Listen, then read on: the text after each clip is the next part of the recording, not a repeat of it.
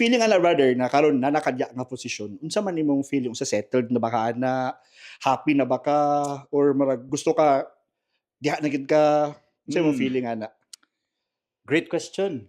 Kay dili pa gyapon na ako matubag hangtod karon no, pero to be honest, di pa gyud ko makaingon nga 100% na gyapon diha. Pero Mm. as far as I could say, compared lugar sa mga experiences na to sa una or sa nako sa una in a job perspective, I think I am in a much better position karon compared sa una. Pero I wouldn't say nga mao na gyud niya nga ako ang kuan creme de la creme lugar Correct, correct. sa imuhang career. Medyo napamagyapon tayo gamay panglantaw at the age of 30 lugar ha, Oo. 30. 30 naman ta karon, di na nato itago-tago. 30 na ta karon. So, Mga tinuod bay. di ba? Wala bay. Gusto lang ako to i open up.